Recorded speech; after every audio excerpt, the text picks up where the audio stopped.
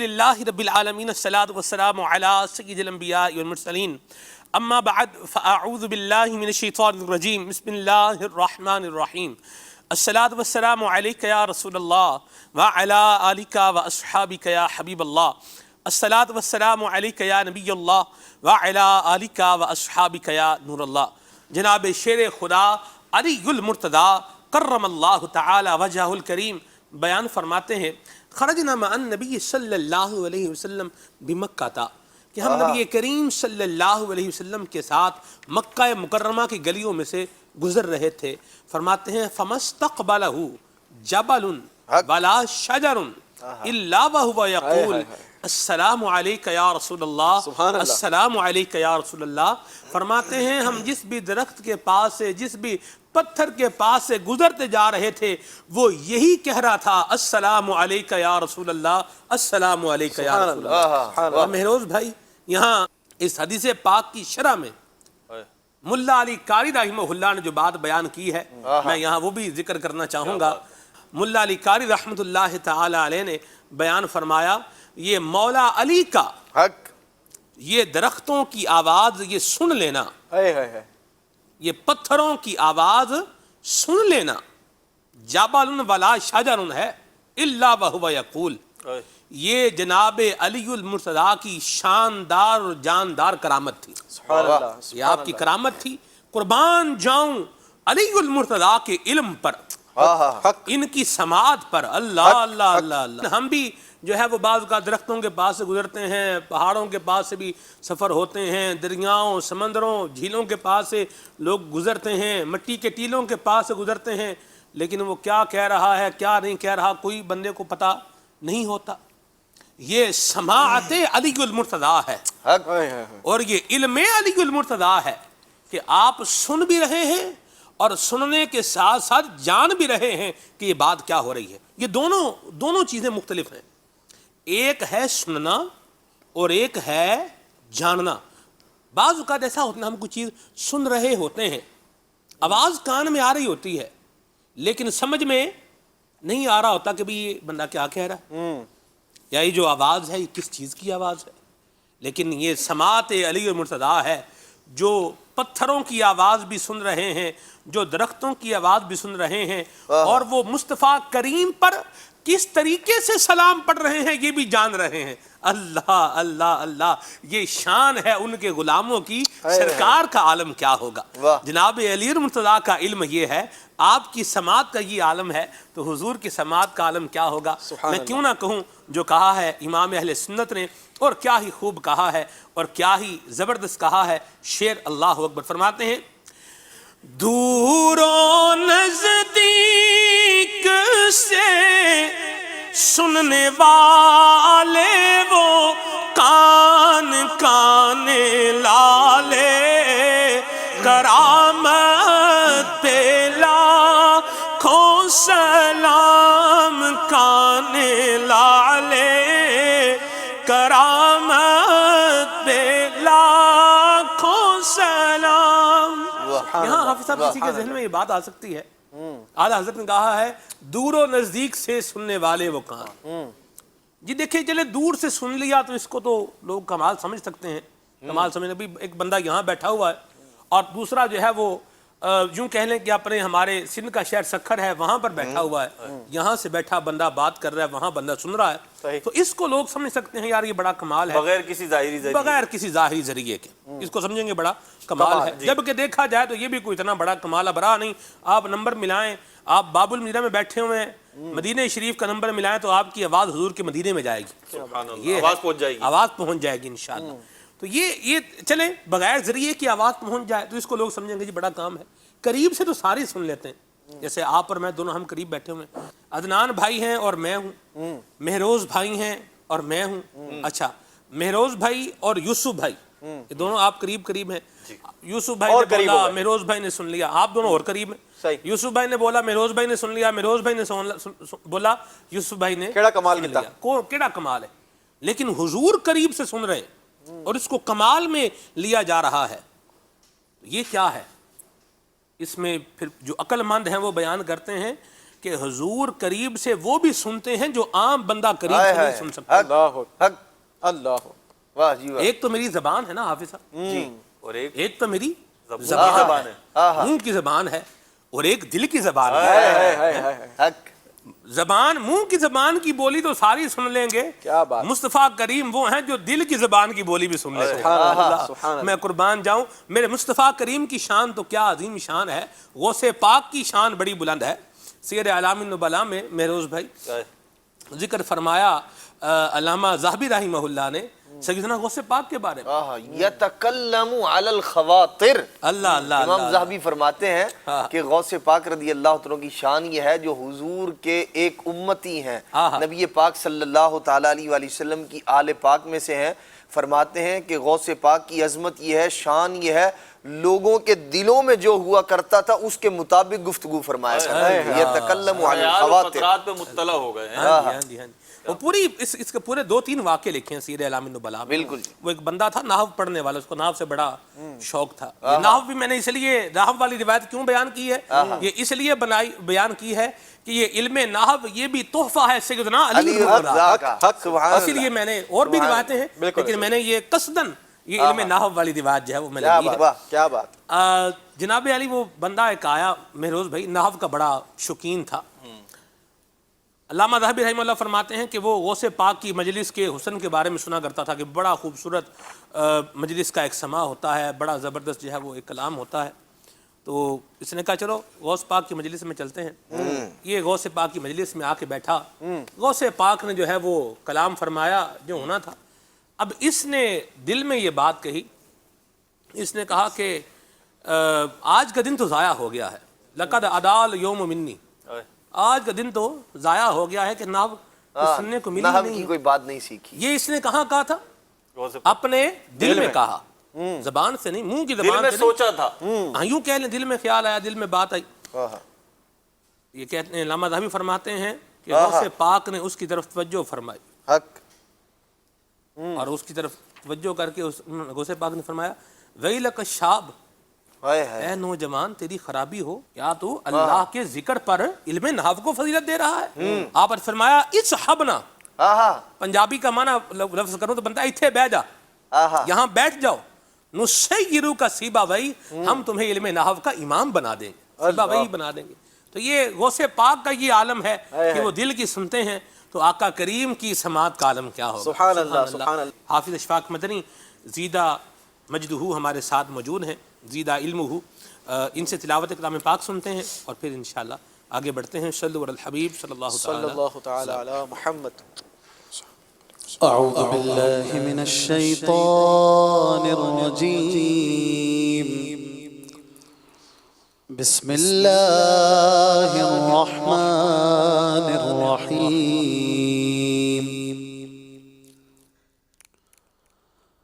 یاسین والقرآن الحکیم انک لمن المرسلین على صراط مستقيم تنزيل العزيز الرحيم لتنذر قوما ما أنذر آباؤهم فهم غافلون لقد حق القول على أكثرهم فهم لا يؤمنون إنا جعلنا في أعناقهم أغلالا فهي إلى الأذقان فهم مقمحون وجعلنا من بين أيديهم سدا ومن خلفهم سدا فأغشيناهم فهم لا يبصرون وسواء عليهم أأنذرتهم أم لم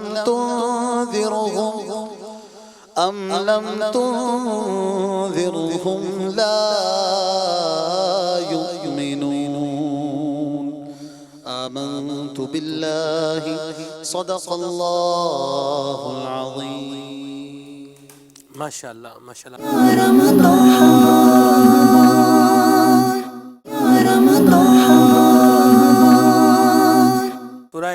یاسین شریف کی تلاوت فرمائی ہے حافظ اشفاق مدنی زیدہ علم ہوں نے۔ حافظ صاحب کچھ مدنی پھول بھی بیان ہو جائیں اس پر، کچھ آیات پر، پھر آگے چلتے ہیں۔ الحمدللہ یہ مبارک سورہ پاک سورہ یاسین قرآن کا دل ہے۔ سبحان اللہ۔ لکل شیء قلب و قلب القرآن یاسین، سبحان ہر شے کا دل ہوتا ہے، قرآن کا دل یاسین شریف ہے۔ قرآن پاک کی بڑی زبردست اور عظیم صورت، اللہ تعالیٰ کی وحدانیت کے دلائل سے بھرپور، نبوت کے معانی اسرار سے بھرپور، اور جنت و دوزخ اور قیامت کے تذکرے اس صورت میں ہیں۔ پیارے آقا صلی اللہ علیہ وسلم کے فرمان کا خلاصہ ہے، جی جز ہے فرمان کا، لوددت انہا فی کل قلب انسان من امتی، میری یہ تمنا ہے کہ یہ سورہ یاسین میرے ہر امتی کے دل میں ہو۔ اس کی چند آیتیں ہم نے ابتدان پڑھی ہیں۔ یاسین کا کیا معنی ہے وہ تو اللہ اور اس کے رسول بہتر جانے، راز کی محبوب و محب کی باتیں ہیں۔ اور پھر قرآن پاک کی قسم یاد فرما کر اللہ نے نبی کریم صلی اللہ علیہ وسلم کی تعریف فرمائی، اور آپ کے راستے کو بالکل سیدھا راستہ فرمایا، سبحان اللہ۔ اور فرمایا آپ جس راستے پہ ہیں وہ سیدھا راستہ ہے، صدقے اور جس نے آپ کے راستے کو تھام لیا گویا وہ بھی سیدھے راستے پر ہے۔ اللہ اللہ اللہ، اور واہ واہ واہ۔ وہ راستہ جو حضور کا راستہ ہے وہ کس سے ہو کر آتا ہے؟ اس راستے کو ذرا دیکھیں تو اس راستے سے حضور کے پاس آنے سے پہلے ایک شخص کھڑا ہے، اور اس شخص کا نام ہے علی، اللہ ہے نا؟ وہ جو فرمان ہے مشہور کہ انا مدینۃ العلم و علی بابھا، تو حضور سیدھے راستے پر ہیں، حضور سیدھا راستہ ہیں، اور حضور تک پہنچنے کے لیے پہلے علی آتے ہیں، وہ بھی سیدھے راستے پر ہیں۔ اللہ اکبر۔ سبحان اللہ، کیونکہ پیارے آقا علیہ الصلوۃ والسلام نے آپ کو اپنی طرف آنے کا گویا دروازہ فرما دیا، ان مانو کر کہ میں علم کا شہر ہوں، علی اس کا دروازہ ہیں۔ تو یہ بات بڑی ذوق افزا ہے کہ ہمارے آقا مولا علی شیر خدا کرم اللہ وجہ الکریم جو ہے وہ پیارے آقا صلی اللہ علیہ وسلم کے راستے پر چل رہے ہیں، آپ بھی سیدھے راستے پر لے کے چلتے ہیں۔ اور بالخصوص سلسلہ عالیہ قادریہ کے جو سب سے بڑے پیشوا ہیں وہ یقیناً مولا کائنات مولا علی شیر خدا کرم اللہ وجہ الکریم ہیں، اور پھر اس راستے پہ جتنے چل رہے ہیں سب کے سب سیدھے راستے پہ، سب کے سب جنت کے راستے پہ چل رہے ہیں۔ الحمدللہ یہ اس طرح کی کچھ مزید مفہوم کی آیتیں ہیں۔ پھر جو حضور کے دشمن ہیں، جو نہیں مانتے حضور علیہ السلام کو اور اس سیدھے راستے پہ نہیں چلتے، فرمایا پھر انہیں سمجھاؤ نہ سمجھاؤ بیکار ہے۔ جنہوں نے نہیں ماننا ہے، انذرتہم ام لم تنذرہم لا یؤمنون، پھر یہ ایمان نہیں لائیں گے۔ لہٰذا آپ نے تو اپنا فرض ادا کیا، اب یہ نہیں مانتے ہیں تو ان کی مرضی ہے، پھر دیکھیں گے قیامت کے دن۔ اللہ ہمیں اس سیدھے راستے پر ہی رکھے اور اسی پر چلائے۔ شاعر نے لکھا ہے نا، آج لے ان کی پناہ، آج مدد مانگ ان سے، پھر نہ مانیں گے اگر قیامت میں گر مان گیا۔ اعلیٰ حضرت کا شعر انہوں نے پڑھا تو مجھے بھی ایک شعر یاد آ گیا۔ اعلیٰ حضرت فرماتے ہیں آپ طرز میں سنائیں گے؟ ایسا نہیں چلے گا، پہلے ایسے سنا دیتا اچھا ہوں، چلے ایسے سنا کے پھر طرز میں، تاکہ پھر سمجھ بھی آئے نا ناظرین کو کہ تیرے غلاموں کا نقش قدم ہے راہ صراط۔ صراط یہ ایک اشارہ ہے، کنایہ ہے اہدنا الصراط المستقیم سے، سیدھے راستے کی طرف اشارہ ہے کہ تیرے غلاموں کا نقش قدم ہے راہ صراط، وہ کیا بہک سکے جو یہ سراغ لے کے چلے۔ تو یہ سراغ ہمیں الحمدللہ ملا ہوا ہے مولا مشکل کشا اور پھر ان کے خلفاء کی صورت میں۔ الحمدللہ، سبحان اللہ، سبحان اللہ، کیا ایک خوب بات ہے، سبحان اللہ۔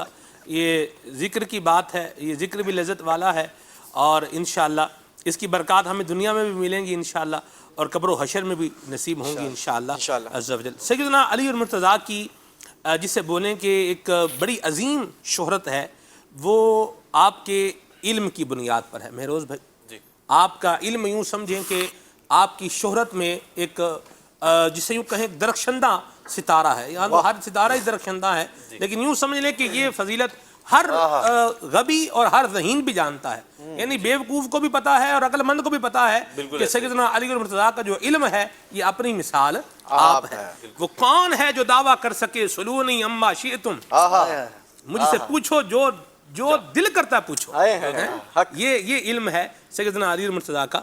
یہاں ایک جس طرح یہ ان کے ذکر کی بات ہے، وہیں پر ایک جو معاشرے کا رویہ ہے اس کی بھی ایک بات ہے۔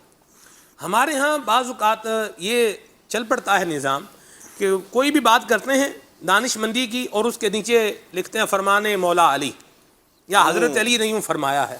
مہروز بھائی کچھ مدنی پولیس کے بارے میں بھی بیان ہونے چاہیے، یہ فرمان ہے بھی یا نہیں، اس پر بھی تو غور ہونا چاہیے۔ جی سلمان بھائی، جیسے آپ نے فرمایا حضرت علی رضی اللہ تعالیٰ عنہ کا بلند جو آپ نے بات فرمائی کہ علم جو ہے وہ بالکل واضح طور پہ سامنے آ جاتا ہے، بالکل ایسا ہی ہے۔ ہر شخص جو ہوتا ہے اس کی شخصیت کے کچھ مظاہر ہوتے ہیں، کچھ علامتیں اور کچھ صفات ایسی ہوتی ہیں جو اس کا غلبہ ہوتا ہے۔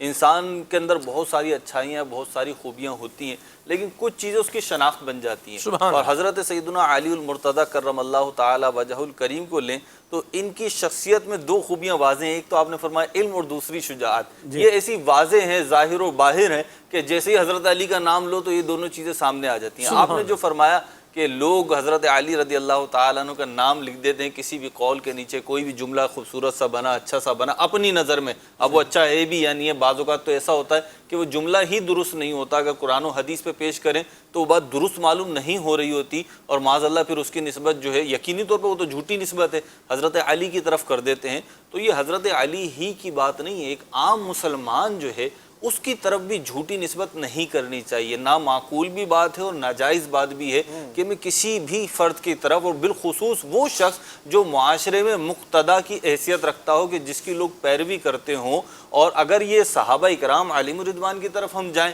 کہ صحابہ اکرام اور اس سے بھی بڑھ کے آقا دو عالم صلی اللہ علیہ وسلم، اور سلمان بھائی آپ کو یاد ہوگا ایک دفعہ ہم گئے تھے ایک مزار شریف پہ ریکارڈنگ نہیں بلکہ سلسلہ کرنے گئے تھے، کھلے آنکھ صلی اللہ کہتے کہتے سمندری بابا رحمۃ اللہ علیہ کے مزار سے ہم نے کیا تھا، اور بیچ میں ایک ہوٹل پہ بیٹھ کے ہم نے چائے پی تھی۔ اس وقت میں نے اور آپ نے ایک عبارت دیکھی تھی جس کے نیچے لکھا ہوا تھا القرآن، اور ہمارے ساتھ تھے حافظ خالد مدنی۔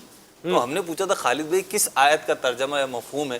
تو خالد بھائی بھی بیچارے یہی سوچ رہے تھے کہ یہ کسی آیت کا مفہوم یا ترجمہ نہیں ہے۔ آپ نے بھی دیکھا تھا، میں نے بھی دیکھا تھا، ہم نے اس کا فوٹو بھی لیا اشفاق بھائی، اور بڑے دھڑلے سے جو ہے وہ لکھا، وہ عبارت یاد نہیں ہے مجھے، لیکن بہرحال 1.5-2 سال پرانی بات ہے، اور اس کے نیچے لکھا ہوا تھا القرآن۔ اور ایسا ہوتا ہے بعض اوقات کہ قرآن کے نام پر، حدیث کے نام پہ، حضرت علی کا جیسے آپ نے کہا بالکل درست بات ہے، بالخصوص ٹیکسٹ میسیجنگ جو ہو رہی ہوتی ہے، واٹس ایپ پہ چل رہے ہوتے ہیں، اور اپنے جو سوشل میڈیا آئی ڈیز ہوتی ہیں ان کے اوپر آپ لگا دیتے ہیں کچھ بھی لکھ کر، اور کہتے کیا ہیں یہ حضرت علی کا قول ہے۔ تو ایسے نہیں کہنا چاہیے جب تک کوئی بات اتھینٹیکیشن نہ ہو جائے، اس کی تصدیق نہ ہو جائے کسی اہل علم سے، وہ آگے نہ بڑھائیں۔ اور اس میں ایک مدنی مشورہ میں وہ بھی دوں گا جو امیر اہل سنت و نگران شورا دیتے ہیں، اگر آپ کو شوق ہے نا کہ جی نیکی کی دعوت عام ہو آپ کے ذریعے سے بھی، چاہے وہ میسیجنگ کی صورت میں ہو، چاہے سوشل میڈیا کے ذریعے ہو، تو دعوت اسلامی کے سوشل میڈیا پیجز ہیں، آپ ان کو فالو کر لیں، ان کو لائک کر لیں، ان پہ موقع محل کی مناسبت سے پوسٹ آتی رہتی ہیں۔ جیسے آج حضرت علی کا ہے تو کچھ نہ کچھ پوسٹ اس حوالے سے آئی ہوں گی،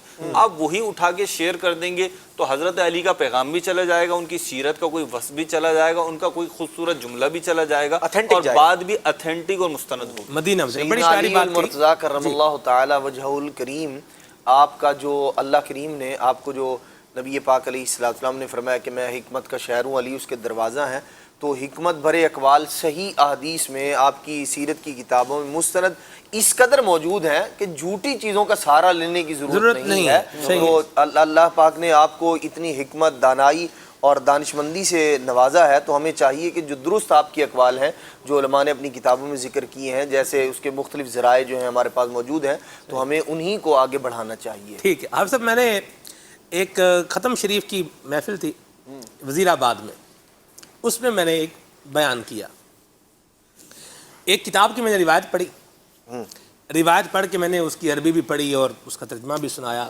مختصر سا بیان تھا، کچھ علماء بھی تھے اس میں، کچھ مطلب اس طرح کے لوگ بھی تھے، مطلب پڑھے لکھے لوگ بھی تھے۔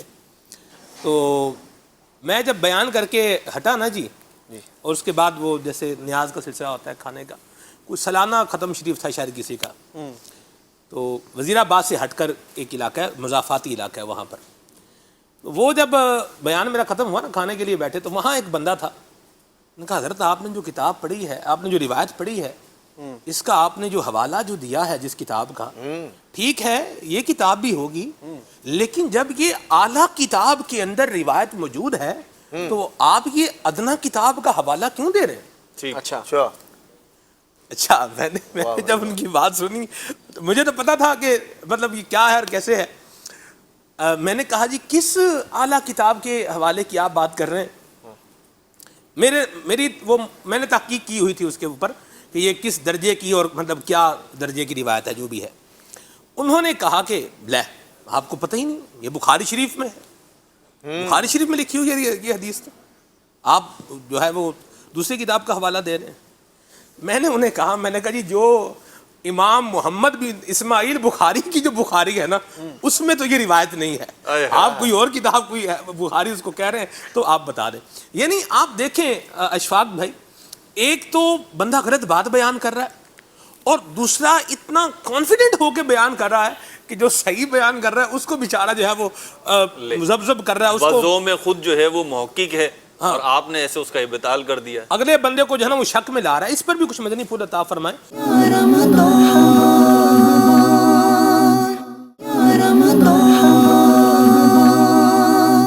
کہ ہمیں کانفیڈنس کے ساتھ بھی بات وہی برد کرنی چاہیے کہ جو صحیح بات ہو، جس کا علم ہو. یہ بڑا اہم معاملہ ہے. فرمانے قرآن ہو حدیث ہو، ہم بہت زیادہ جری ہو گئے کہ بہت ساری ایسی باتیں جو قرآن کی نہیں ہیں، جیسے کہ مہروز بھائی نے مثال دی، احادیث اس طرح سے ہم چلاتے ہیں. یاد رہے کہ اللہ رسول کے معاملے میں بہت احتیاط ہونی چاہیے. محتاج جو ہے نا وہی سکھی رہتا ہے. صحیح. اور حدیث پاک تو صریح اس پر موجود ہے. اس کا مفہوم ہے کہ جس نے مجھ پر جھوٹ باندھا تو وہ جو ہے اپنا ٹھکانہ جہنم میں بنا لے. تو جہنم کا ٹھکانہ آپ کی کسی ایک میسج سے، کہیں ایک گفتگو کے جملے سے آپ کے لیے بن جائے. آپ ایسا نہ کیجئے، اپنے اوپر رحم کیجئے.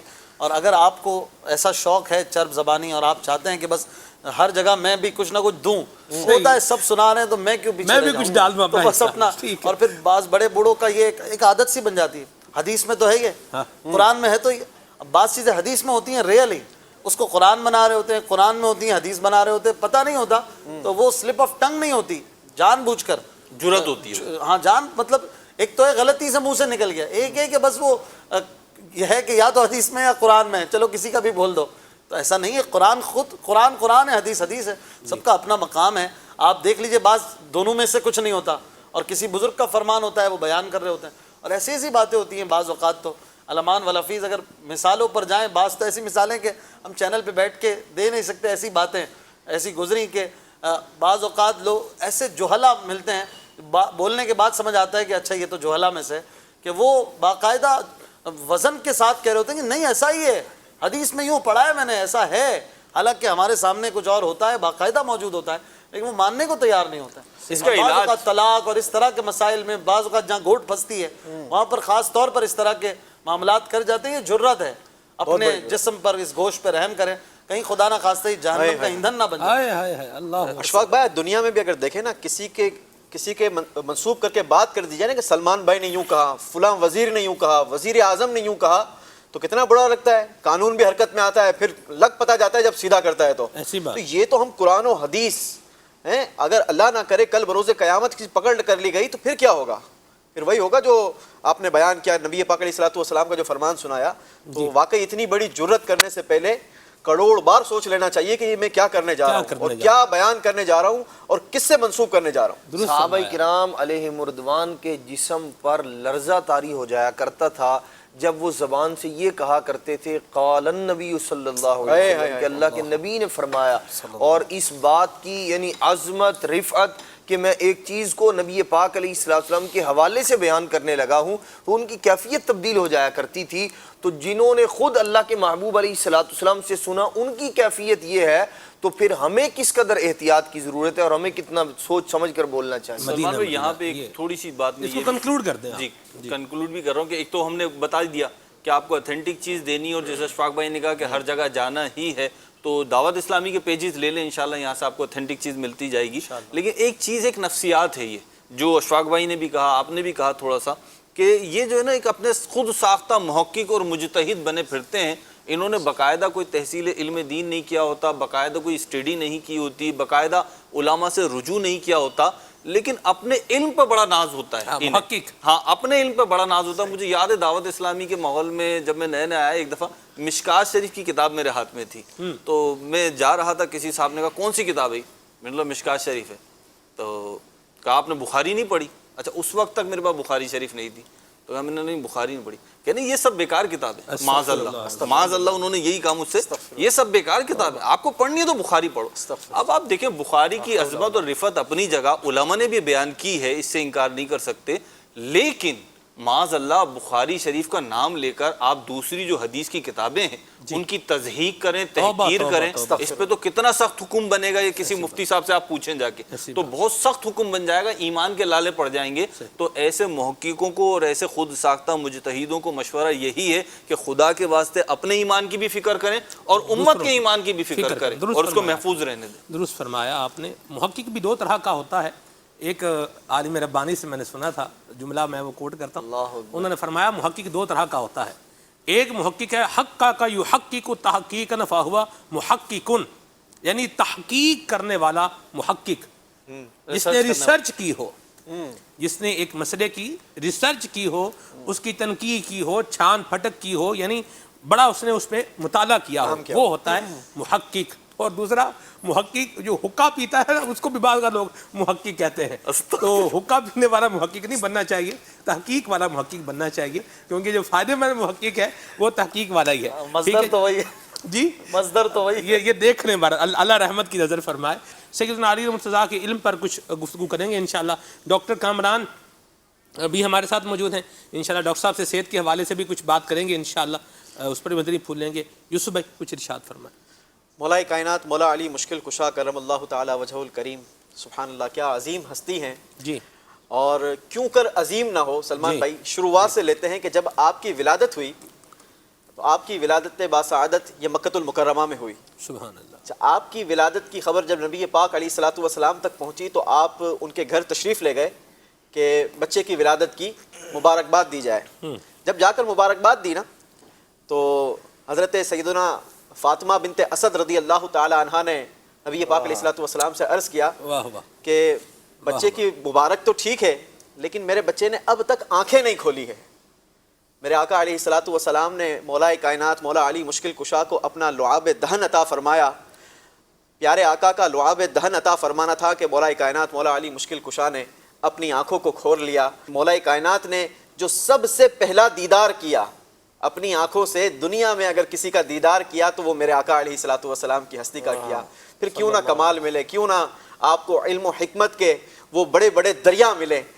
آپ کی شان کیا بیان کی جائے، ہماری کیا اوقات، ہماری کیا جسے کہا جائے کہ اوقات ہے، لیکن مولا کائنات کو اللہ تبارک و تعالیٰ نے نبی پاک علیہ الصلوۃ والسلام کا جو قرب عطا فرمایا نا، جی، یہ بھی ایک بہت بڑی جسے کہا جائے کہ بچپن ہی سے نبی پاک علیہ الصلوۃ والسلام کا ساتھ آپ کو ملا۔ جی، اور جب نبی پاک علیہ الصلوۃ والسلام نے اعلان نبوت فرمایا تو اس وقت بچوں میں سب سے پہلے جو قبول اسلام کرنے والوں میں مولا کائنات مولا علی مشکل کشا کا نام سر فہرست درج کیا جاتا ہے۔ تو اس وقت سے نبی پاک علیہ الصلوۃ والسلام کی برکات یہ آپ کو ملتی رہی۔ میرے آقا علیہ الصلوۃ والسلام خود آپ کے بارے میں فرماتے ہیں کہ اللہ تبارک و تعالیٰ نے آپ کو حکمت عطا فرمائی۔ ہاں، جو ایک روایت ہمارے اشفاق بھائی نے بیان کی، دوسری روایت ہمارے حافظ صاحب نے بیان کی، انا دار الحکمتی و علی بابوہا، یعنی کہ میں حکمت کا گھر ہوں اور علی اس کے دروازے ہیں۔ ایک روایت سنانا چاہوں گا، حضرت سیدنا عبداللہ ابن مسعود رضی اللہ تعالیٰ عنہ فرماتے ہیں کہ بے شک قرآن مجید 7 حروف پر اتارا گیا اور ان میں ہر حرف ظاہر بھی ہے اور باطن بھی ہے، ہر حرف کا ظاہر بھی ہے اور اس کا باطن بھی ہے۔ لیکن مولا کائنات مولا علی مشکل کشا حضرت سیدنا علی المرتضیٰ کرم اللہ تعالی وجہ الکریم ایسے عالم ہے کہ جن کے پاس ظاہر و باطن دونوں کا علم اللہ نے آپ کو عطا فرمایا۔ سبحان اللہ، کیا شان ہے آپ کی، واہ واہ، کیا آپ کی مرتبت ہے۔ اللہ تبارک و تعالی مولا کائنات مولا علی مشکل کشا کا علم کا صدقہ ہمیں بھی عطا فرمائے۔ حضرت سیدنا عبداللہ ابن عباس رضی اللہ تعالیٰ عنہ ساتھ ہیں اور سیدنا علی المرتضیٰ کرم اللہ تعالی وجہ الکریم نے ہاتھ پکڑا حضرت عبداللہ بن عباس کا اور چلتے چلتے آپ دونوں حضرات جنت البقیع کے قریب پہنچ گئے۔ سیدنا رات کا وقت ہے، حضرت علی المرتضیٰ کرم اللہ تعالی وجہ الکریم حضرت عبداللہ بن عباس سے فرماتے ہیں عباس کچھ تلاوت کرو، پڑھو۔ حضرت عبداللہ بن عباس رضی اللہ تعالی عنہ نے تلاوت شروع کی، فرماتے ہیں میں نے بسم اللہ الرحمن الرحیم پڑھی۔ حضرت سیدنا علی المرتضیٰ کرم اللہ تعالی وجہ الکریم نے بسم اللہ الرحمن الرحیم کی با کے اسرار اور رموز پر گفتگو فرمانا شروع کی۔ حضرت عبداللہ بن عباس رضی اللہ تعالیٰ عنہ ارشاد فرماتے ہیں کہ صبح طلوع ہو گئی اور آپ ابھی بسم اللہ الرحمن الرحیم کی با کے اسرار و رموز پر اللہ اللہ یہ سیدنا علی المرتضیٰ کرم اللہ تعالیٰ وجہہ الکریم کا علم ہے کہ جو اللہ تبارک و تعالیٰ نے آپ کو عطا فرمایا.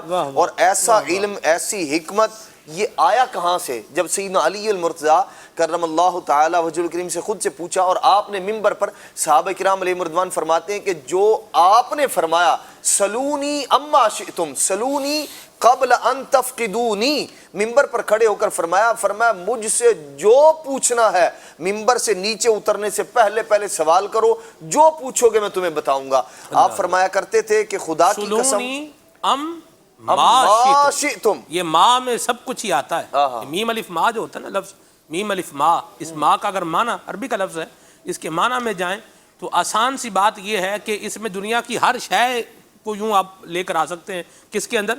ما کے اندر لے کے کیا آ سکتے ہیں، بلکہ اس میں آتا ہے عموم پر دلالت کرتا ہے. سلونی اما شئتم، مطلب جس شے کے بارے میں مرضی پوچھنا ہے پوچھو، تمہیں جواب مل جائے گا انشاءاللہ.